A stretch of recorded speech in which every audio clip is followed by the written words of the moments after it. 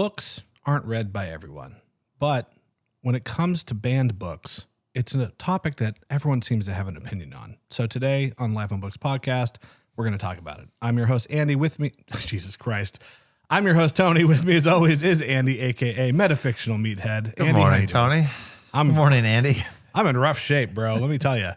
It's all right. I'm hanging on by a thread, too. So yeah, this is going to be a disaster episode. Seems like, as usual, neither one of us is fully prepared. So yeah, I don't know if I should really say that at the beginning of a podcast because we have new listeners, which theoretically we do every week. They're probably like, oh, I'm shutting this off right now. But I promise, stay with us. It'll be worth it. We'll get it on track. We'll figure it out.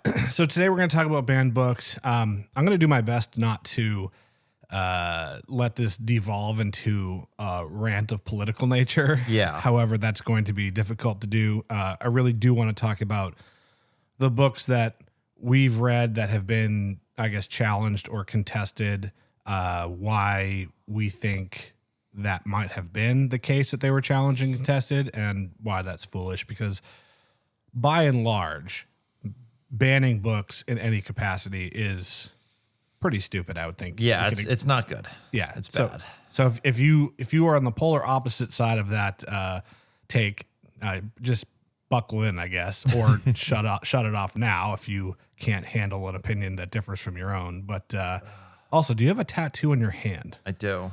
Okay, when did that happen? Saturday. All right, sick. As in yet? No, as in last weekend. Oh, okay, cool, gotcha.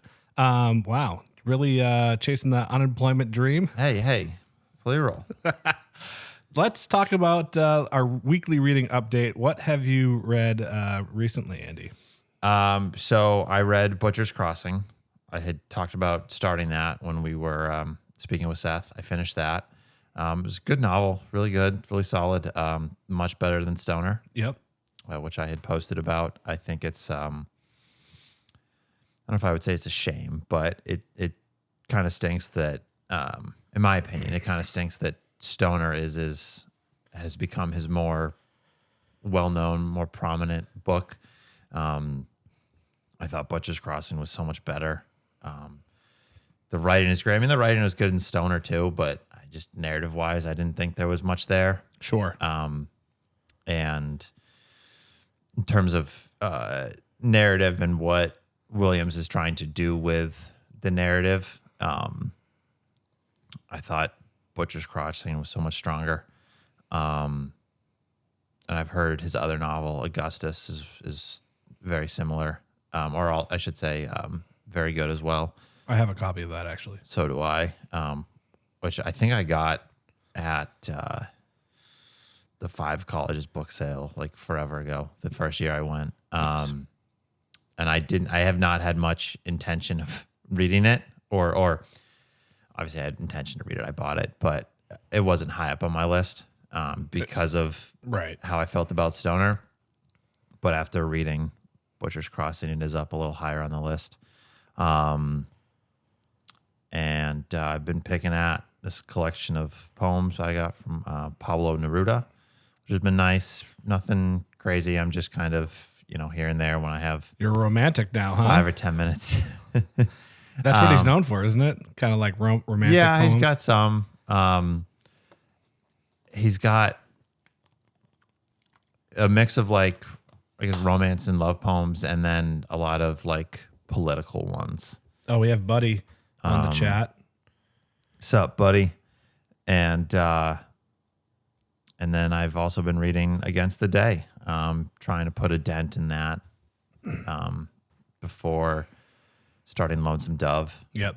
Because I'm a glutton for punishment, and I'm going to read 2 huge books at the same time. Yeah. Hopefully I can shut off the squirrels in my brain and just focus on those 2 for a while. But yeah, pretty much. I would imagine fairly opposite. Yeah, type of book stylistically. I think so as well, and I think that's why I'm not too worried about it. Yeah.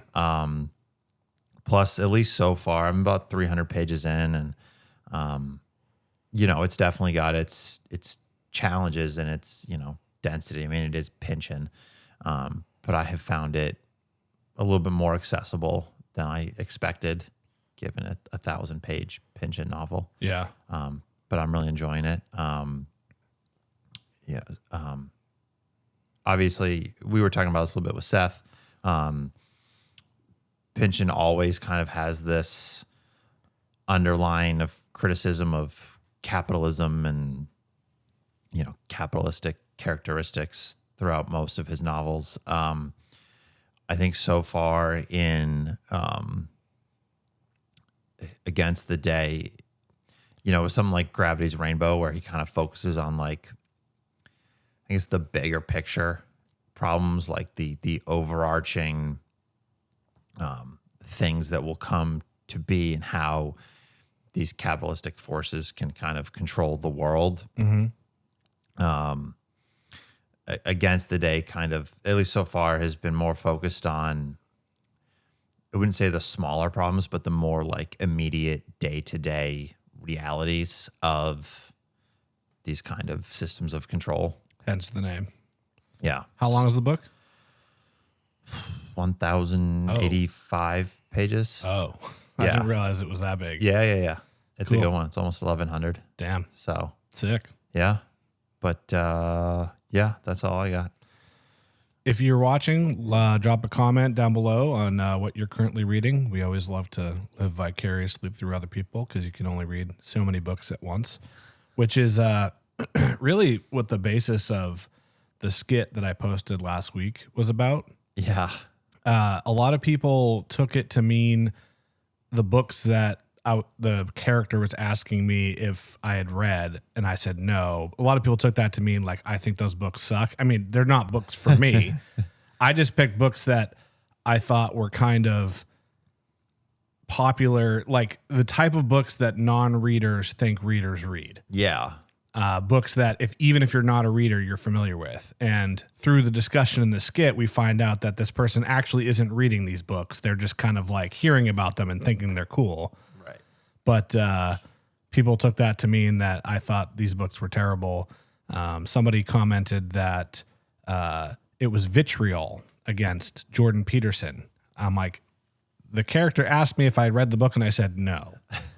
If that's vitriol, I don't know what to say about that. But anywho, That, we got to find out who that person was so we can mail him a dictionary. yeah, not the sharpest fellow, but that's okay.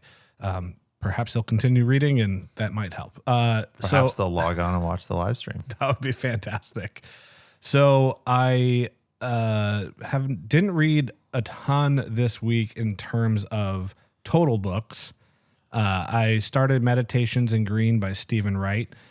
And, Catherine Young says finishing Orbital by Samantha Harvey, and started Nabokov's The Defense of Lutzen, and Buddy finished Hard Rain Falling. Great book, obviously. Book. Yeah. So I started Meditations in Green by Stephen Wright, which is a fictional novel about Vietnam. I'm about halfway through, maybe a little bit more than halfway. And it's not at all what I expected. So interestingly, we just had our discussion last week about what is postmodern literature with Seth, aka Waste Mailing List. If you haven't watched that episode, I thought that was one of my favorite conversations. Yeah, that was a great one. Funny enough, I would probably classify Meditations in Green as a work of postmodern literature. It certainly checks a lot of the boxes. And I know part of our conversation was that just because it has certain elements doesn't make it that thing. But it's about war, which maybe postmodernism was kind of kicked off by World War II and violence and weapons of destruction. It's a very bizarre book. So the first 100 pages are really fractured. There's a shifting of narrative. So there's first person perspective, and then there's third person perspective. So only one character gets a first person. Everyone else gets third person. And all of the third person narratives, they just jump around a lot. So you're going from all these different characters in different times and places, and it doesn't really make a lot of sense. And then right around the 100-page mark, it like kind of turns into a normal novel, and it becomes a little bit more straightforward narratively. The writing is quite good, but I don't know if maybe I'm just not in the right headspace. I just feel like I'm like a little bit lost, and not in a when you read like Gravity's Rainbow, you think, and we're what, 12 minutes in. I've already mentioned it, so right. So we're good. So Gravity's Rainbow, you're reading it and you're like, this language is just very dense and there's concepts being alluded to that I'm just not familiar with. That's not the way I feel about it. It's not like the language is over my head in Meditations in Green. It's just like I literally am just lost. Like I don't know what is happening or who these people are or why it matters. So I don't know. I'm a little bit ambivalent about it at the moment. I mean, of course, I'll finish the book and see what I think. It's good enough that I'll finish it. Yeah. And then I've been reading the mystery book, a book that Andy has said I should read, and I've been delaying and doing so, and I'm checking off this list. I was hoping to have it finished by this weekend, but that did not happen. So I'm going to give you 3 guesses. Okay. You don't win anything if you get it, and if you don't get it, I'll just tell you what it is. I'm trying to think. Okay, so when we spoke with Seth on Saturday, you said you were about 3/4 through. No, that's not right. No. Well, balls. I mean, maybe I said that, but if I did, I misspoke because that was not correct. Okay. My first guess is Warlock. No. Okay. Good guess, though. I would have, because we do have Lonesome Dove coming up. Yeah. Western theme. Yeah. Well, that was my first guess, and then I was kind of hesitant on that because I was like, okay, we're talking about that for the book club. I don't know if you would just jump in and read that. Yeah. But, do you actually have a list of books? I'm going off of because I had the list that I wrote up when we started doing the book club. Okay, gotcha. And there are a lot of ones on there that I've been like, you should read this. Yeah. This is kind of what I'm referencing. Can I have a length? Give me a rough. I'll tell you this much. I was very ambitious in thinking that I could finish it by this weekend, and I started it 2 weeks ago. Okay. So it's a long one. And I'll give you another hint. It's not Gravity's Rainbow. Okay. It's not Infinite Jest. It is Infinite Jest. No. Yeah. So I'm about 350 pages in. So last year I had read about the first 100-ish pages, and I didn't, Infinite Jest is considered a book that's one of the hardest books ever to read. It's often included in that type of list. Reading the first 100 pages, I didn't think this is a very hard read. It just is so dense and so long. Yes. And I was not in the mood to read it at that time, and so I put it aside. You can definitely tell that it's a book that you really probably should read more than once. Yeah. Because even though it's been about a year since I read those first 100 pages, reading those first 100 pages went very quickly, and I felt very at home, I guess, and it made a lot more sense, even though, I read 10% of the novel, not even, because it's 1,079 pages. Yeah. And it's funny because recently there's been another kerfuffle and book talk because some influencer made a video saying that if a page has too many words, she just reads the dialogue. And that's this person, Infinite Jest is this person's nightmare because every single page is just a wall of text. I mean, there's a lot of dialogue in that novel, but that novel was probably that person's nightmare on so many levels. Yeah. But what's funny about it is sometimes it's like a chapter is nothing but dialogue, and sometimes a chapter has no dialogue. Yeah. So it's very interesting in that way. I am doing all of the end notes. Well, good. You probably could skip some of them. The one section where he's cataloging Jim's films. Yeah. There's 200 of them, and it's just random name of some make-believe film in the book, whether it was in color or black and white or what, you know what I mean? Yeah. And whether it was released or not. So that stuff got a little tedious, but no, it's great. It just takes so long. I actually timed myself for a chapter just to see, and it's unreal. Like I think I read 8 pages in 40 minutes or something like that. So Yeah, it's okay. it's a dense one. It's certainly an ambitious read. I'm kind of glad you didn't tell me, because I might have like felt the urge to read it too. Yeah. Which I'm kind of feeling right now. Like I might go home and start it, but Yeah. I probably shouldn't. So to fill in the gaps a little bit, just because it's so long, I've actually picked up the audiobook as well. Mm-hmm. And I would say that, and this is just the opinion of somebody who hasn't finished the book, so take it with a grain of salt. If you are interested in reading Infinite Jest, but you're very intimidated about it, the audiobook might be a good choice because the voice actor voices the different characters so well that it really helps to separate them out.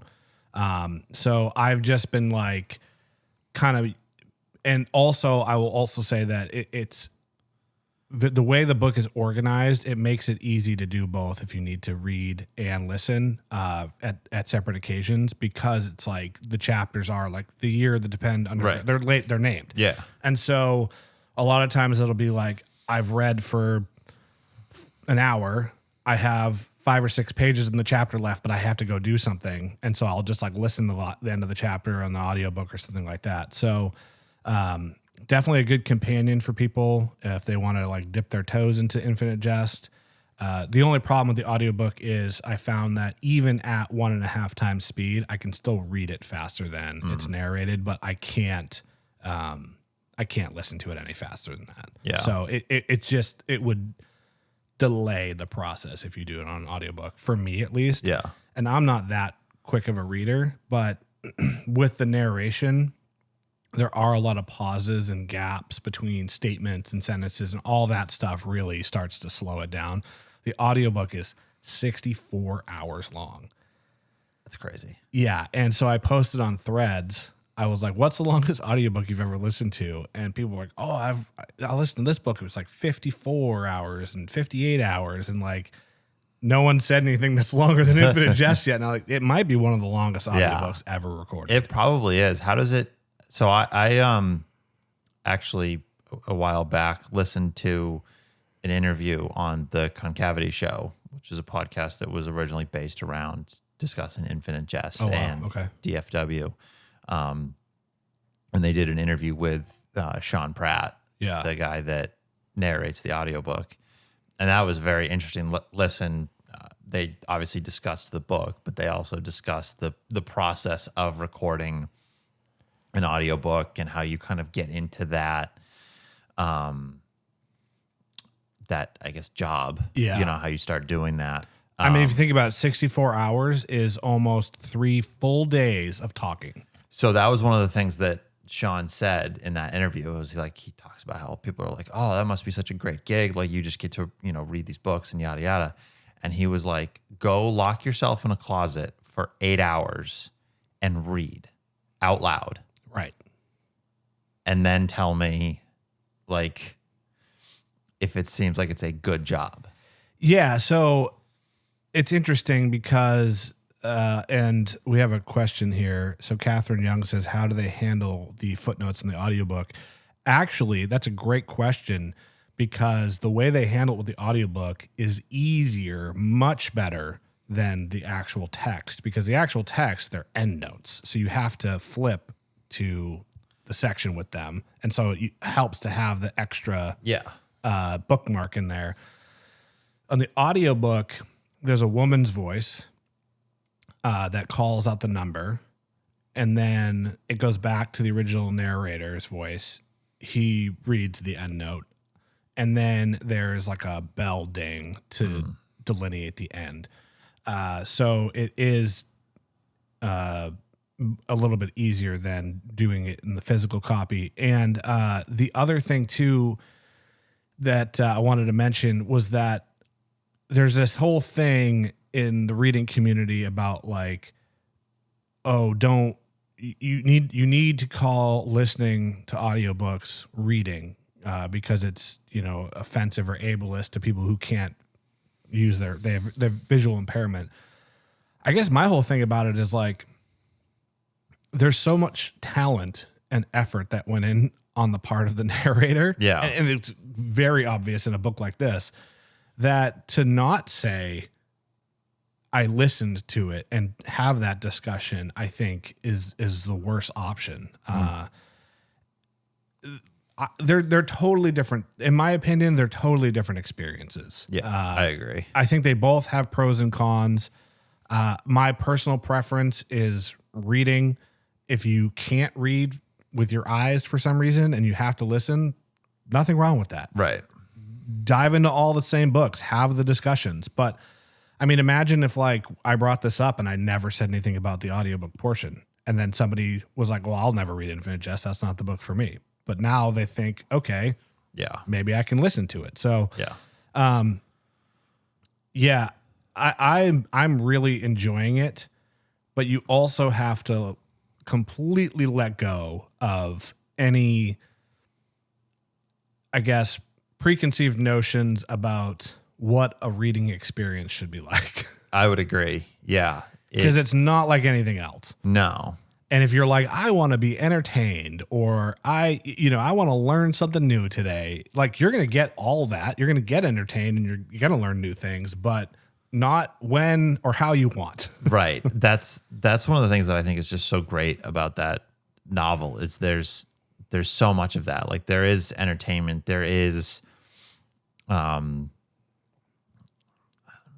education, I guess, for or new perspectives on things and sections that force you to think, but like it's so just kind of gets thrown at you like, Yeah. oh, you didn't want to like think about this horrible possibility, too bad. Right. You're going to. I'm Right. going to force it down your throat. You're going to find that there is some kind of pleasure in these moments, but like some of the intention is to,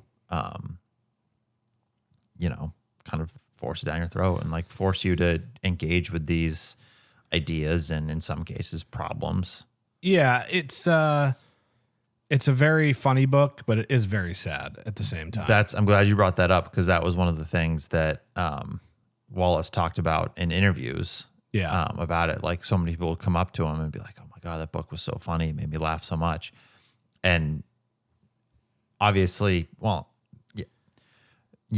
I'm sure there was some effort on his part to make it funny. But one of the things that he always talked about was like, people would come and tell me how funny it was, but like I was trying to write a sad book. Right. And like, what a weird experience that must be to like pour your heart out and try to write something that's heartfelt and thought-provoking. Yeah. And have someone come and tell you how much they laughed at it. Yeah. Now, one last thing about Infinite Jest before this turns into an Infinite Jest episode. Another way... which I think we're going to have to do at this point. For sure. Yeah. At some point we'll do that. But like I mentioned with the audiobook maybe being a way for people who don't typically read books like Infinite Jest to tackle it. Another thing that really helped me, and this happened by accident, which was to really just listen to a lot of interviews with David Foster Wallace. Yeah. It just like randomly popped up on my YouTube recommendations, and I was doing something. I just needed like something in the background, and I threw it on, and I thought, wow, this guy is very interesting. Yes. And hearing him talk about his own work, it made me feel like, why is this guy considered so pretentious? I didn't get that impression from him. And then I just went down this rabbit hole of listening to a bunch of interviews with him. And that just really got me excited to read it. And I was thinking I would start with what his shorter story collections or something of that nature, but I didn't have any. I had a copy of Infinite Jest, and I was like, well, here we go. One thing I will say, and we've had people obviously with how much we talk about pension and stuff like that, have asked us, or us and me specifically, good places to start with pension and things like that. And I've recommended against starting with Gravity's Rainbow. It's certainly possible. I mean, I did it, and I've told people that like it's possible. Yeah. You don't have to be so scared of it that you shouldn't start with it first if it's your only option. Yeah. But I think there are, good entry points into his work. But with DFW, you certainly could start with some of his short stories or other novels or essay collections. But I don't think there's anything wrong with starting with Infinite Jest. Yeah. I think you can jump right in. For all of its density and complexity, it is on some level accessible. Yeah, for sure. It's a readable novel, I think I heard somebody. You do have to pay attention, and you can't just kind of skim through it, but it does Definitely not have the same level of ideas and content as something like Gravity's Rainbow, where if you don't understand this historical illusion, right, the next 30 pages are going to be lost on you. So I believe, who did I hear say this? I heard somebody say that Wallace doesn't punish the reader for any particular lack of knowledge. Yeah. And so it's exactly what you said, where Pynchon is going to maybe be talking about these concepts that you would need to know, like the history of the CIA or something like that.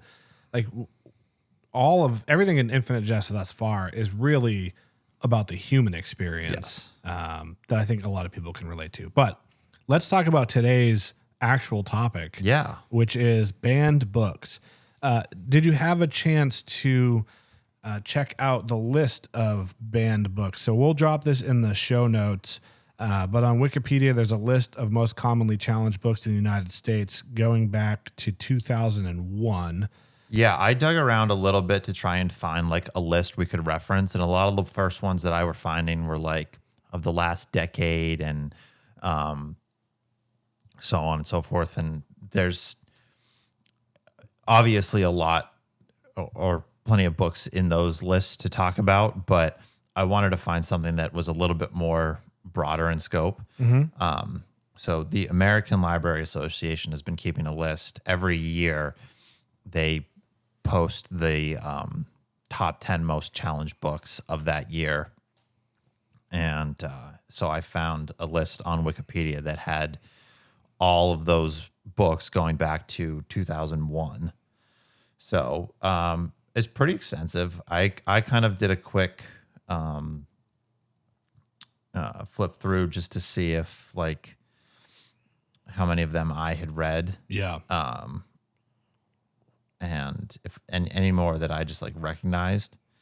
And I found quite a bit that I either, had read or had heard of, kind of aware of, and or want to read. So, but a very extensive list. What about you? Yeah, I mean, I think when it comes to banned books, my thoughts on it are, I feel very much the same way as I do about music censorship, which is that if we want to live in a society where we put we hold freedom as kind of the utmost one of the most important elements of our society, then we really should leave it up to the individual to decide whether a piece of art is for them or not. I agree. And I understand that a lot of the instances of banned books or books being contested is in educational institutes and public libraries in particular, children's access to those books. And so a lot of people will say that, well, these books aren't really banned. They're just being removed from certain sections or whatever. I, again, think that if we are going to lean on freedom as this really important tenet, that we need to also have responsibility go in conjunction with that. And so that is, if you are a parent and you are taking your child to the library and you don't want them to look at a book, then you need to be on top of them not checking that book out or pulling it off the shelf and looking at it. It's interesting because people will make the argument that educators and other people in that kind of sphere shouldn't be responsible for teaching kids about sex or, safe sex or things like that, because that's the parent's job and we don't want that in schools. But then they want the teachers or librarians to police, these kids' reading habits, which might be taking place in part on school grounds, but oftentimes aren't. Yeah. I can definitely tell you that kids are smart, they're clever, they're quick to learn technology. There's a high chance that your kid is looking at something way worse on the internet that they found themselves than what they're finding in a public library. Most likely. Yeah, that's my general stance on banned books. I would say that the books that kind of surprise me the most that have been banned have been things like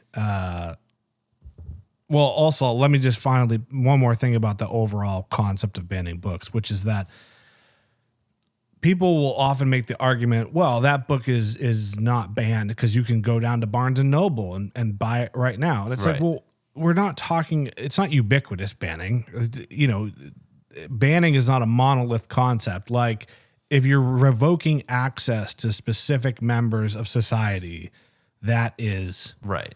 Banning books, in my opinion. I think that's why a lot of, the list and things that I had seen last night when I was looking into it, they kind of were talking about like challenged books. And I think that's a good way to look at it because you're right. Like, I can go down to Barnes & Noble and get a copy of Huck Finn. But there was debate about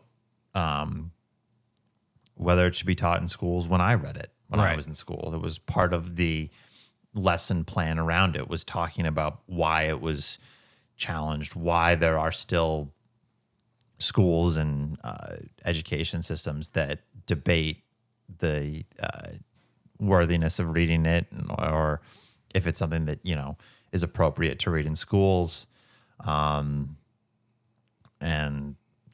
obviously that had been a thing since long before I read it when I was in 10th grade. And then, I'm sure it's still a topic of conversation. And I think that's kind of where the idea of challenge versus banned comes in. It's not necessarily that, we're restricting total access, but, should it be taught? Should it be engaged with? Should it be read in a place where a discussion of the ideas that the novel or the book contains is kind of the idea. Yeah. Because, if to a certain subgroup of people who want books banned for whatever reason, me going out and buying a copy at Barnes & Noble and just reading it at home and doing nothing with it, I think is a much less dangerous idea than, 20 to 30 students reading it and discussing it and, just continuing to develop an understanding of the ideas in within that novel. Yeah. Because, to use Huck Finn as an example again, there's multiple themes and ideas in that book, but I think the main one that everyone knows is the problems with racism, or how it's bad to be racist. Yep. Which in 2024, I don't think many people will argue with. Yeah. But there, like I said, and we're going to try and not get too political with this episode, but there are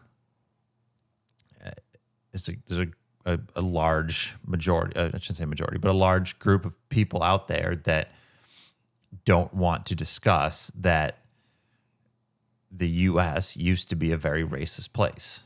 Still is, kind of. Yeah. Yeah. I should say very overt racist. Yeah, for sure. It still has many of the challenges of racism, and you could argue, and I would probably agree with you, that it is still a racist place, but that racism used to be a foundation. Yeah. And, if you get a group of kids reading and discussing Huck Finn and real quick because I don't remember what year it was originally published. So that was originally published in 1884. So pretty much right after the Civil War. Yep. It's very much of its time. It's not like Twain kind of twisted things or tried to imagine a more perfect world or really skewed the past to, spread his viewpoint. Yeah. It's very much what life was like in the late 19th century. And then you read that and you're like, wow, it used to be really bad here. Yeah. And I think for certain people that want to challenge books, that's a dangerous idea for any group of people, any small group of people, especially young, impressionable people, to have, because then they start thinking about things and they're like, oh wow, it used to be really bad here, and then kind of challenge how things are currently. Yeah. It's like, have we made any progress, or are we still stuck where we were? It's just a little bit more hidden and subtle now. Yeah. And maybe we should do something. Maybe we should change this. And there are people that don't want that. Yeah. I mean, I think you pretty much hit the nail on the head. The other thing to really consider is, I think with the Adventures of Huckleberry Finn as an example, again, a lot of people didn't necessarily take issue with the concepts, but maybe just the language itself. So, it does feature the N-word. And I often think of a film like Django Unchained with Leonardo DiCaprio's character, Leonardo DiCaprio's a white guy, says the N-word a lot in that movie. And because it's about slavery. Right. And, there was a lot of people upset about that. And it's like, how do you tell a story about slavery without the characters behaving the way that people behaved during slavery? Right. And I don't know anyone that watched that movie and came away more racist after watching it. If anything, you feel, wow, this. If anyone came away from watching that movie as a racist, they were already racist when they started watching that movie. Right. And so, and that person missed the point. Yeah, it's hard to watch a film like that and not empathize with the people who had to endure slavery. And it's I don't know. I guess my thought on it is, again, if you feel that you as a person can't handle hearing that or seeing that or reading it, or you as a parent don't have the tools to explain it to your kid, then you make the choice. But don't make it harder for me to get access to it because it bothers you. Right.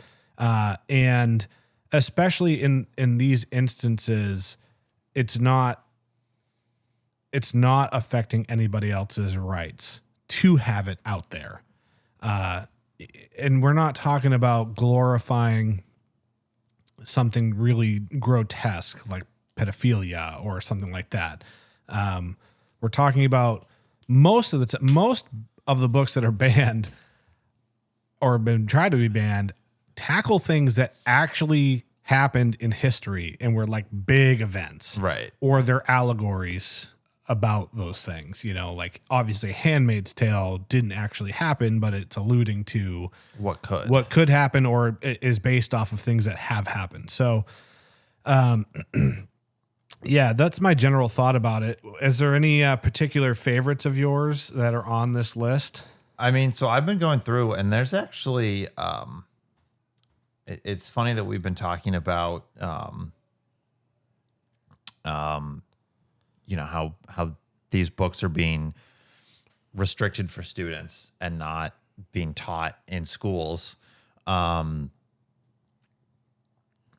granted, I've been out of any sort of education for a bit now, but most of the books on this list of about 230 books that I read in school. You know, I read. That's good. It's promising. Yeah. Great Gatsby's on here. The Outsiders is on here. There's some Steinbeck on here. I read Huck Finn in school. Which Steinbeck novels are on there? I believe Of Mice and Men and Grapes of Wrath. And did you catch the reason? I know why people don't like Grapes of Wrath, because it's part of the woke mind virus promoting communism. So the the things given here for Of Mice and Men are offensive language, racism, and violence. Okay. It's so interesting to me that people want to limit access to a book because of those topics, because how else can we teach people that violence is not good without showing them what it looks like? I mean, imagine me saying to you like, "Oh, Andy, you're going to go walk the Appalachian Trail. That's great. There's this poisonous mushroom that exists all throughout it." And you're like, "Oh, can I see a picture?" No, it's too dangerous. Yeah. You know what I mean? Like, that would be absurd. Right. That's basically what banning books because they contain violence in that context. Right. It's not glorifying violence. It's a warning that this is what happens when we let violence happen. Yeah, and I think again to go back to Huck Finn, one of the reasons it gives for being challenged, racial stereotypes and use of the N-word. Like, okay, cool, you missed the point. You 100% missed the point. Yeah. Yes, both of those things are contained throughout the novel from start to finish. Right. They're there for a reason. Right. To show you how wrong and foolish it is to speak with that language and to have those ideas towards people just because, of their skin color. That's the point of the novel. And like you said, like you ban that, and then someone looks at it and goes, "Oh, this book is super racist," and it's not. Right. It's funny. I love that the list gives you the reasons why the books are banned, because I just happened to catch this, and I have no idea what this book is, but Cross Your Fingers, Spit in Your Hat by Alvin Schwartz apparently was challenged for supernatural themes. It's not Christian. It doesn't praise Jeebus. Well, that's they put Brave New World on the list, and another one was anti-religious themes, which again, if we are going to say that freedom is a high priority or the highest priority, you have to tolerate that. Right. You have to tolerate that maybe some people want to write a book with anti-religious themes. And if you don't want to read it, then you shouldn't read it. But me reading it isn't going to negatively impact your freedoms. Right. So one of the things that I think is super funny, because you asked like favorite book on the list. This is not a book that I have read, but there are obviously a ton of books on this list, and there are a lot of them. Well, I don't agree with it being challenged. I think it should be read. I can see why or where the people that want it banned could make their argument. yeah. And then you have Go the Fuck to Sleep. Yeah, right. Which is so clearly just like a joke gimmick book. Yeah.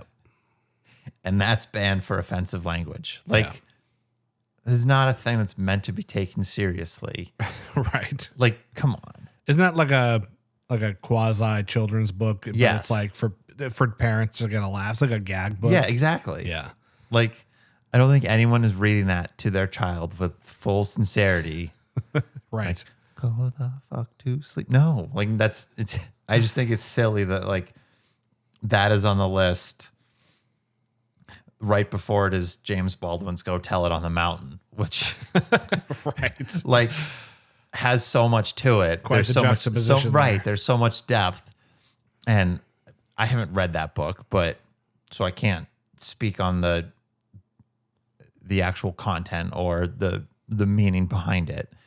But I'm sure, which it states it was challenged because of obscene language, explicit sex, references to masturbation, rape, violence, and sexism. I'm sure it has all of those things. Right. I don't doubt that it contains those things and that they just like made up this list of bad stuff so they could ban it. But I'm sure Baldwin uses all of those to make the point that he's trying to make. Yeah. Catch-22 is on the list, which is one of my favorite books, and it's for obscene language. I'm surprised that that's the only thing listed there. Yeah. But earlier this year, I made a video just reading some of the Goodreads reviews of the negative ones. And definitely some people who have read and reviewed that book on Goodreads were probably supporters of the ban of Catch-22 for obscene language. And somebody had said it was one of the most misogynistic books they had ever read because they used the word whore, and there's they talk about hiring prostitutes and things of that kind of nature.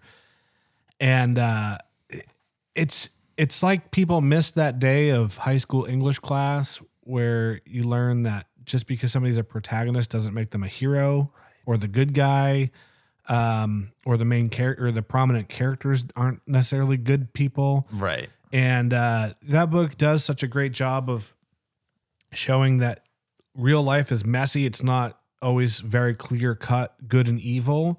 And you, again, can't demonstrate that without maybe including some offensive language or offensive themes, but you're completely missing the context of it. Like, Joe Heller didn't sit down and write a book and he's like, you know what? I'm just going to hate on women for 500 pages. Right. He was like, no, let me show you how deranged people can become when they're forced to go to war and how depraved they can become when they're forced to kill other people. Right. That's the whole point. Like, and so it was weird because when I was reading some of these reviews, I was kind of like, I don't remember like half of the stuff that you're referencing. And I had to like open the book and I'm like, yeah, okay. Like that language is in there, but wow, that's like what you landed on. So it's really kind of, I think more than anything, it's a matter of weak comprehension. Totally. I try to be, especially since we talked to Christoph about his book about kind of experiences and how we all experience different things. I try to be a little bit more understanding of it. But I mean, there's like even instances where, I don't know, some police body cam footage will be released about some controversial interaction that somebody had, or somebody got injured by, they were shot or whatever. And the body cam footage will get released and you'll see it on social media. And there'll be comments like, well, that's, this is what actually happened. It's like, did you watch the video? But there's something happening in those people's brains that just keep them from seeing what is there, you know? And I don't know exactly how to get around that. And that's not to say everyone needs to see everything the same way or see things the way I see them. But I do think there is a threshold of, even though we all have different realities because we all experience the world in different ways, there can be a common thread. And at some point you are outside of that where there's no actual physical evidence of how you got there. Right. And that's how I feel about a lot of these banned books. Can you think of any book that you think, you know what, that should have been banned?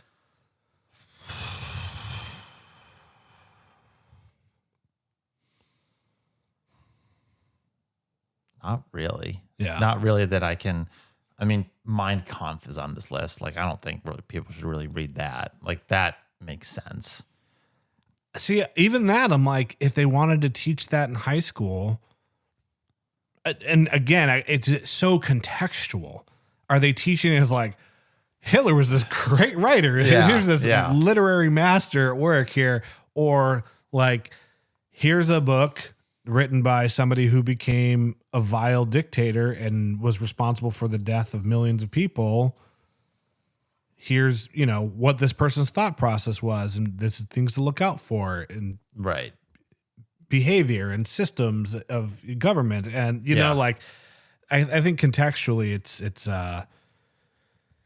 it's so important. And I saw something on, maybe it was TikTok, where somebody had, it was a video about Hitler's paintings and how they were actually pretty good because he was an artist. And, but it's like taboo to say that because he's Hitler. And, I don't know enough about art to look at them and be like, yeah, if he wasn't Hitler, those would be in museums now. You know what I mean? But they looked good. Like, it looked like, someone who knew what they were doing painted that. And I kind of feel the same way about it. Like, should we shy away from like saying like, yeah, Hitler was a good painter? Like, no, it's just a fact. But I'm not like, yo, let's go study like Hitler because he's awesome. Right. And he's awesome because he's good at painting. Like, it's so contextual. I don't know. I am very pro freedom, but ironically that somehow makes people think I'm woke. You know what I mean? So. Yeah. It's funny how you just said that we should, in a roundabout way, there's merits to teaching Mein Kampf, and someone's going to spin that into you being woke. Right. Exactly. Yeah. I haven't read Mein Kampf, so I don't know. It could be the most like... Just listen to the audiobook. I'll listen to the audiobook of Mein Kampf. Dude, if there's an audiobook, I have to check now. Let's go to see if there's an audiobook of Mein Kampf. Not on Audible. What a trip that would be. I know a lot of people will like, put their headphones in and like listen to an audiobook when they're at the grocery store or something like that. Yeah. Imagine you just stop someone and you're like, oh, what are you listening to? Mein Kampf. Yeah. You're picking out your frozen veggies. Good grief. Yeah. Can you imagine? Oh, we want to hire you to narrate this book. Oh, fantastic. I've really been hurting for work. What is it? Mein Kampf. Good God. Jeez. We just think you have that strong German patriotic voice. Awful. I can't think. There was a book. Maybe you know what it is. It's not Birth of a Nation because that was a film. There's a book. It has a name that's kind of innocuous, but it is all about like racism and the KKK in like a pro way. Let me look it up. And even that, I'm like, I don't think it should be banned. And that if someone wanted to teach it in school, assuming it was in the right context, I would be okay with that. Yeah, I think I'm sure there are others. There are books that, maybe, I don't want to say should be challenged, but like there are merits to challenging them.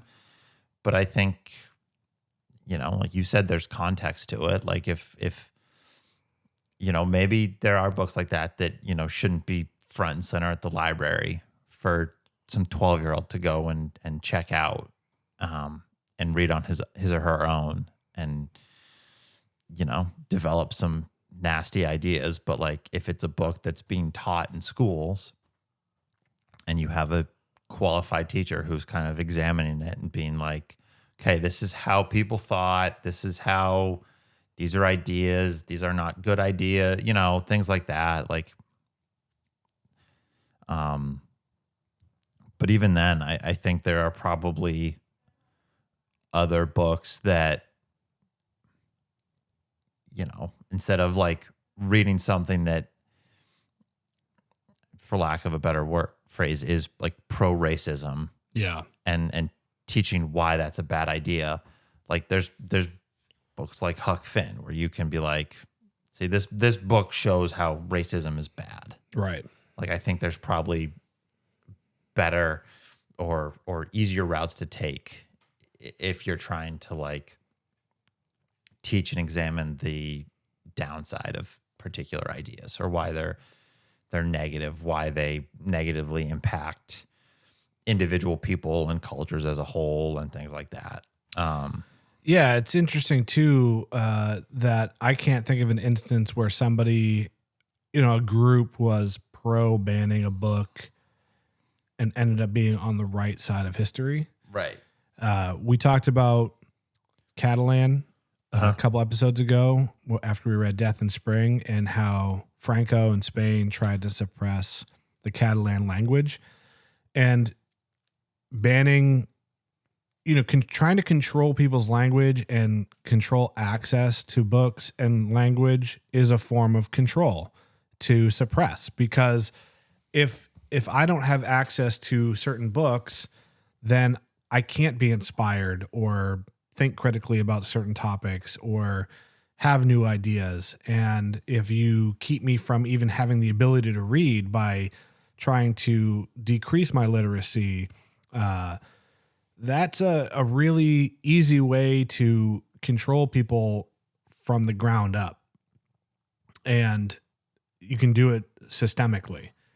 So that's, I guess, why I'm so averse to the concept of restricting access to books. And I mean, I think back to, I would like to fancy myself a fairly critical thinker. And I look back to my childhood and I read some books as a kid that had some pretty heavy concepts in them.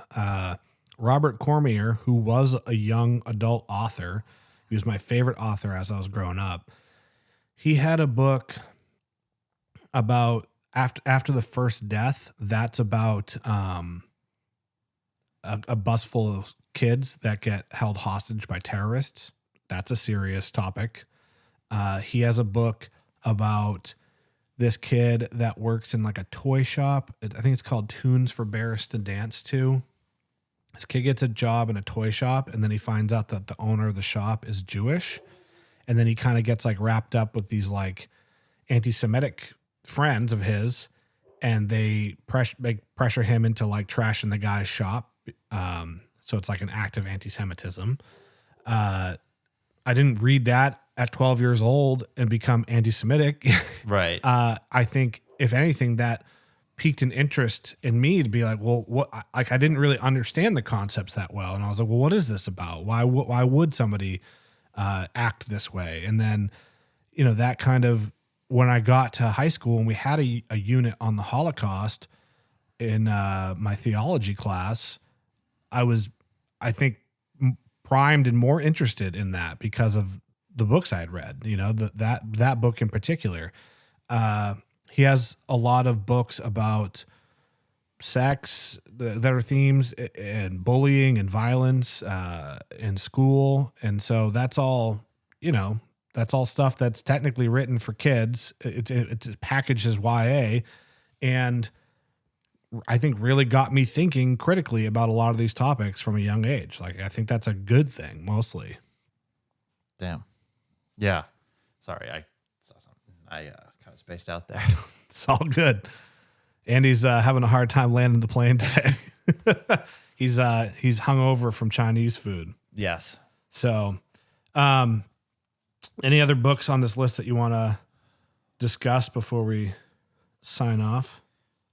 There's no particular books that I wanted to discuss, but I wanted to read this. As of 2020, the top 10 reasons books were challenged and banned include sexual content, offensive language, unsuited to age group, religious viewpoint, LGBTQIA plus content, violence, racism, drugs, alcohol and smoking, anti-family content, and political viewpoint. What's anti-family content? It's probably something that challenges the nuclear family, things about like a kid that was raised by foster parents or two fathers. Yeah. Gotcha. So that would be my guess. But what's interesting is they give percentages. So offensive language was number 2, and that was at 61.5%. Sexual content, number 1, 92.5%. Yeah, that doesn't surprise me at all. No. And there is a point where there is age appropriateness for different things. And what that age might be is going to differ by opinion, but also by the child, because some people develop faster than others, which is why I'm totally fine with rating systems If you want to rate a movie R, fine. But I can still see it as a 15-year-old with my parents' blessing. You know, like I went and saw tons of rated R movies when I was a kid with my parents because my parents were great at explaining to me what was going on in the movie as far as the more adult content. And I don't know. I just think it's like ridiculous to try to restrict people's access to that kind of stuff just because maybe it's not appropriate for your kid. Right. Or you don't want to take the time to do the due diligence. Like, I can't think of a single teacher I ever had in school where if my parents looked at the syllabus for the year and said, I really don't want my kid reading that book, they wouldn't have been like, fine, we'll figure out an alternative module for him. Yeah. Buddy says, no, Johnny, you aren't allowed to read The Second Sex, but here are 200 violent war movies by Tom Clancy for you to choose from. Yeah, so that's another interesting point that Buddy brings up, which is that so this has always been my argument, especially when it comes to movies and their rating systems, is sex, to my knowledge, sex will get you to an R-rated rating way quicker than violence or swearing. And there's actually like a threshold of swears, like X amount of points for the F word, and you know everything that's considered less offensive than that will have a lower score, and then cumulatively, you know, whatever. Violence, I mean, there's tons of PG-13 movies that are extremely violent. My thought on it was like, most people, the overwhelming majority of people, will probably have some type of consensual sexual interaction in their life. Hopefully, not many people will murder someone. Right. So why is it that violence is more okay than the natural, you know, seeing a woman's breasts or something just so like naturally occurring that you're going to probably come across in your adult life at some point? I mean, I hope that you don't become a serial killer or something weird like that. Right. So that always struck me as odd. I couldn't find the name of that book that I was thinking of. Somebody, if you know what I'm talking about, I think it was written in the 40s or 50s. And it has, like I said, very innocuous name, but it's very pro-racism. So yeah, I have to imagine too, a lot of those books, at least in recent years, that are being labeled as, you know, overly sexual or whatever it was. There's probably not a ton of overt sexual content. It's probably along the lines of just like, hey, it's okay to be gay. Right. And someone's going, whoa, this, you're grooming kids. It's like, it's just a book about how gay people exist and how there's, you know, it's perfectly okay to feel that way if you are, or if you're not. These are people that you should just treat with dignity and respect. Yeah. And not any differently than you would if their sexual orientation was different. Right. And someone's going, whoa, nope, can't teach that. And they're kind of just going, well, it's sexual. Yeah. So, so what would you say what's your favorite banned book?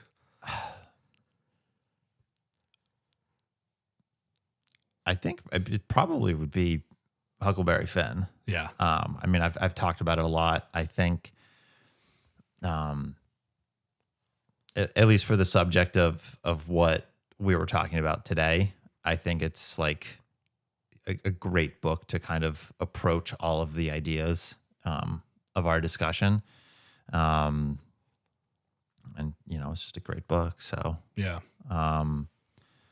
It's funny that, I mean, a lot of my favorite books in general and are books that I've loved have not, at least to my knowledge, ever been challenged.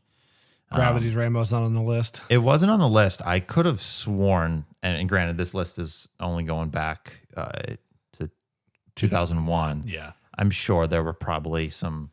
I'm sure a lot more banning has been attempted prior to 2001. Yeah. But Ulysses was on that list, which I knew it was banned when it had come out. Really? What were the reasons for it? Do you remember? assume sexual content. But I was surprised to, granted, if this list is like as current as it claims to be, that was references to masturbation.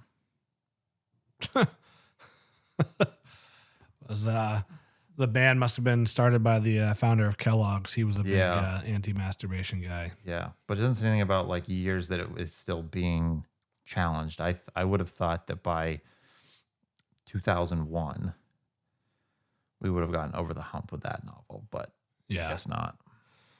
Well, hey, people trying to conserve the past. Yeah.